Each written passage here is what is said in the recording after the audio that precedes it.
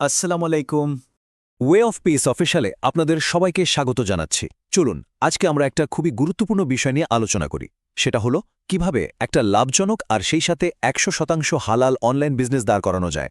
দেখুন, ইন্টারনেটে তো আজকাল রোজই শয় ভিডিও দেখা যায় যেখানে বলা হয় কিভাবে অনেক টাকা আয় করা যাবে। কিন্তু একজন মুসলিম হিসেবে, একজন বিশ্বাসী হিসেবে আমাদের প্রথম প্রশ্নটা কিন্তু কত টাকা আয় হবে এটা না। আমাদের আসল প্রশ্নটা হওয়া উচিত, আমি যে টাকাটা আয় করছি সেটা কি পুরোপুরি হালাল হচ্ছে? তো চলুন বিষয়টাকে আর একটু গভীরাই থেকে দেখি। সত্যি বলতে আজকের এই ডিজিটাল দুনিয়াটা অনেকটা একটা মাইন্ডফিল্ডের মতো, যেখানে পা ফেললেই বিপদ। চারদিকে এমন সব উপায়ে ভরা যা প্রায় হারাম আর সন্দেহজনক। আর সবচেয়ে বড় সমস্যা হলো অনলাইনে টাকা ইনকামের অনেক জনপ্রিয় পদ্ধতি কিন্তু আমাদের ইমানের মূলনীতির সাথে সরাসরি সাংঘর্ষিক। কয়েকটা খুব কমন অনলাইন ব্যবসার মডেল আছে যেগুলো থেকে আমাদের একদমই দূরে থাকা উচিত। যেমন ধরুন স্ট্যান্ডার্ড ড্রপশিপিং, মানে আপনি এমন একটা জিনিস বিক্রি করছেন যেটার মালিক আপনি নিজেই নন। এরপর ধরুন ইন্টারেস্ট বেসড অ্যাফিলিয়েট প্রোগ্রাম। এটা তো সরাসরি সুদ বা রিবাকে প্রমোট করছে, যা ইসলামে কত বড় একটা গুনাহ তা তো আমরা সবাই জানি। আর হ্যাঁ, ধোঁকা দিয়ে বিজ্ঞাপন দেয়া বা হারাম জিনিসপত্র কিংবা সার্ভিস বিক্রি করা, এগুলো তো আছেই। দেখুন, একটা জিনিস আমাদের খুব ভালোভাবে মাথায় রাখতে হবে। হালাল উপায়ে টাকা আয় করাটাও কিন্তু একটা ইবাদত। কিন্তু যখনই সেই আয়ের মধ্যে রিবা বা কোনো ধরনের প্রতারণা ঢুকে যায়, তখন ঘর থেকে বরকত জিনিসটা একদম উঠে যায়, মানে আল্লাহর রহমত আর থাকে না। তাই আমাদের জন্য একটা সঠিক আর পবিত্র পথ খুঁজে বের করাটা কিন্তু অপরিহার্য। তাহলে এখন প্রশ্ন হল, এর সমাধানটা কি? আচ্ছা, যে কোনো হালাল ব্যবসা শুরু করার আগে এর ফাউন্ডেশন বা ভিত্তিটা বোঝা খুব জরুরি। শারিয়া অনুযায়ী ব্যবসা বাণিজ্য করার জন্য একদম বেসিক ৩টা নিয়ম আছে। যে কোনো হালাল কাজের জন্য এই ৩টা নিয়ম মানাটা মাস্ট। এই ৩টা নিয়ম শুনতে হয়তো খুব সহজ মনে হতে পারে, কিন্তু বিশ্বাস করুন এগুলো খুবই গুরুত্বপূর্ণ। ১ নম্বর, আপনি যে প্রোডাক্ট বা সার্ভিসটা দিচ্ছেন সেটা অবশ্যই হালাল হতে হবে। ২ নম্বর, আপনার কাজে ১০০% স্বচ্ছতা থাকতে হবে, মানে প্রোডাক্টের কোনো দোষ ত্রুটি থাকলে সেটা লুকিয়ে রাখা যাবে না। আর ৩ নম্বর, যেটা সবচেয়ে জরুরি, মালিকানা আর দামটা একদম পরিষ্কার থাকতে হবে। সহজ কথায়, কোনো জিনিস বিক্রি করার আগে সেটার মালিকানা আপনার কাছে থাকতে হবে এবং দামটাও ফিক্সড হতে হবে। আচ্ছা, অনেক তো তত্ত্বকথা হলো, এবার চলুন একদম প্র্যাকটিক্যাল বিষয়ে যাই। আমরা এখানে একটা ব্লুপ্রিন্ট বা একটা অ্যাকশন প্ল্যান নিয়ে কথা বলবো, যেটা অনুসরণ করলে একটা সফল হালাল ব্র্যান্ড চালু করা সম্ভব। তাহলে ওই যে আমরা স্ট্যান্ডার্ড ড্রপশিপিংয়ের সমস্যার কথা বললাম, তার সমাধানটা কি? এর একটা চমৎকার নৈতিক আর শরিয়াসম্মত বিকল্প আছে, যেটাকে বলে হোয়াইট লেবেলিং।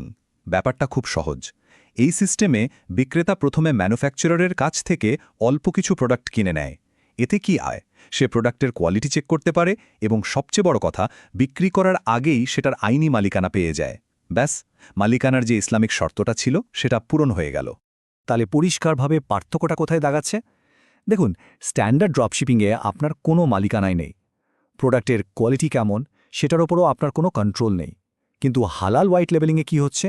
আপনার কাছে পরিষ্কার মালিকানা আছে, আপনি নিজে কোয়ালিটি চেক করছেন, আর তাই প্রোডাক্টের পুরো দায়িত্বটাও আপনার। একটা হালাল ব্যবসার জন্য কিন্তু আরেকটা খুব জরুরি দিক হলো এর মার্কেটিং। এখন প্রশ্ন আসতে পারে, মার্কেটিংয়ের কাজটা সততার সাথে করা যায় কিভাবে? আসলে মার্কেটিং করতে গিয়েই কিন্তু অনেকের নৈতিকতার পরীক্ষায় ফেল করে বসে। কাস্টমার পাওয়ার জন্য মিথ্যা বলার কোনো দরকারই নেই। আসল উপায় হলো আপনার প্রোডাক্টের সত্যিকারের ভ্যালুটা তুলে ধরা। বিজ্ঞাপনে কোনো মিথ্যা কথা বলা যাবে না, ফেক রিভিউ ব্যবহার করা যাবে না, কোনো আপত্তিকর ছবি ব্যবহার করা যাবে না। আর সবচেয়ে বড় কথা, ওই যে ওয়েবসাইটে একটা ফেক টাইমার দিয়ে কাস্টমারকে তাড়াহুড়ো করানো হয়, এটা একদমই করা যাবে না। মনে রাখতে হবে, একজন মুসলিম উদ্যোক্তা তার কোয়ালিটি আর আল্লাহ দেওয়া রিজিকের উপর ভরসা রাখে, মানুষকে ধোঁকা দিয়ে ব্যবসা করে না। এবার চলুন একটা দারুণ ব্যাপার নিয়ে কথা বলি, সুযোগ। হালাল পথে ব্যবসা করাটা এই সময়ে দাঁড়িয়ে কেন এত বেশি গুরুত্বপূর্ণ? কারণ এই নৈতিক পথটা শুধু যে শরিয়ার দিক থেকে সঠিক তাই নয়, এটা আসলে একটা বিশাল সম্ভাবনার দুয়ারও খুলে দেয়। একটা পরিসংখ্যান শুনলে অবাক হবেন। ধারণা করা হচ্ছে ২০২৮ সাল নাগাদ সারা পৃথিবীতে হালাল অর্থনীতির মার্কেট সাইজ হবে প্রায় $৩.৬ ট্রিলিয়ন। মানেটা কি? মানে হলো নৈতিক আর শরিয়ার সম্মত প্রোডাক্ট আর সার্ভিসের চাহিদা এখন আগের যে কোনো সময়ের চেয়ে অনেক বেশি। যারা সততার সাথে ব্যবসা করতে চান তাদের জন্য এটা এক কথায় একটা অসাধারণ সুযোগ। তো সব কথার শেষ কথা হলো এটাই, হ্যাঁ, একটা হালাল অনলাইন ব্যবসা দাঁড় করাতে হয়তো একটু বেশি খাটুনি লাগে, একটু বেশি সময় লাগে, কিন্তু এর বিনিময়ে যে মানসিক শান্তিটা পাওয়া যায় আর সম্পদে যে বরকত আসে, সেটার মূল্য দ্রুত আয় করা হারাম টাকার চেয়ে 1000 গুণে বেশি।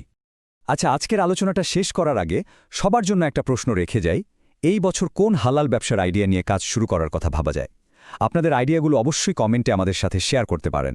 আর আজকের এই আলোচনা থেকে যদি সামান্যতম উপকার হয়ে থাকে, তাহলে ওয়ে অফ পিস অফিসিয়ালকে সাবস্ক্রাইব করে আমাদের সাথেই থাকবেন। এতক্ষণ মনোযোগ দিয়ে আমাদের কথা শোনার জন্য সবাইকে অনেক ধন্যবাদ।